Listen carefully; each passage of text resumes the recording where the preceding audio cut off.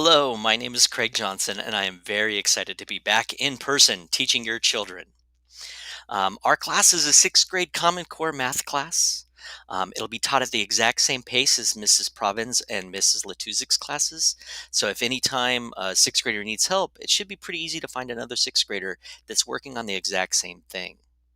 Now, during the school day, I have students with me all day. And so answering the phone or trying to make a phone call is very difficult.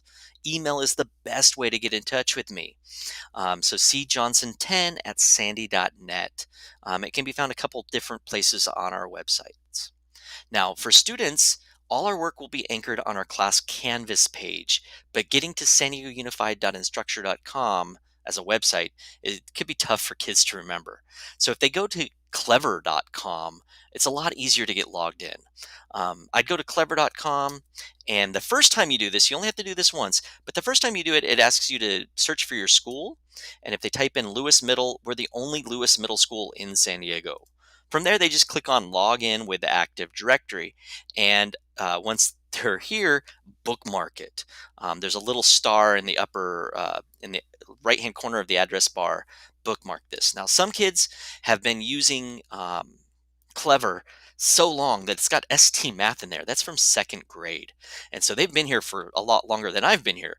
Um, you can also click on that little yellow duck or the shield for Canvas, and those are probably the two most useful links. From my class page, the students will see all sorts of helpful links. Any bookwork assigned can be done by going to Big Ideas Math, that's that BI learning. And most of the tests and quizzes should be on formative, the formative SSO. Using Canvas as an anchor gives students a lot of information all within just a few clicks. I would definitely bookmark this site once you get here. From the main page, students see a to-do list and feedback on any recent assignments that have been graded. Any questions about why did my child not get a perfect score can be answered right here every single time a student logs in. Once inside the actual math class, they see assignments, grades, my syllabus. I've even embedded a link for Lewis ASB so they can check out all the cool stuff that's happening around campus. If they click on that red arrow that says Next Activity, it takes them to whatever we're working on that day. Here we're at what the grades look like. They can then see from here what they've turned in, what they've earned on it. If the score is ever less than perfect, there's little comments and the little thought bubbles there, letting them know what they can do to improve their score. Retakes and resubmissions for a higher grade are always encouraged, and there are no penalties for late work other than they have to wait for me to finish grading all the regular work before I can go back and look for late work. So they've got to wait. That's the only punishment. I'd also suggest that all work for current chapter should be done before the chapter test. That way, any work they've done can help them out to answer any test questions. If they wait until after the test, they might not do as well as they could have, and it's far easier to do well the first time than to have to redo everything more than once. Now, to turn in work, you can't turn it in from the grade screen. You have to go to assignments. But once there, assignments that are like out of the book can always be done out of the book. And I've told students many times, the answers to the odd problems are at the back of the book.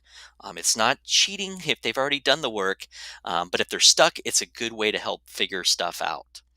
If students have access to the internet, though, I'd like them to use that Big Ideas Math learning site online, because then as they do their work, there's a check work button, and it gives them the answers to every single problem. That way, students either know they got the answers right or that they need to ask for more help in class the next day.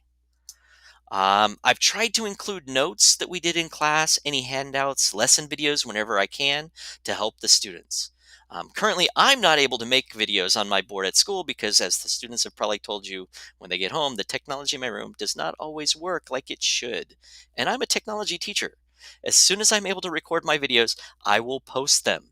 And if ever students have questions not answered in class, I can always post a video the next day whenever it's needed. Now, oops, okay, here we go. Again, I'm very excited to be teaching your children this year. And if there's anything you need, please feel free to contact me at cjohnson10 at sandy.net. Thank you for your time.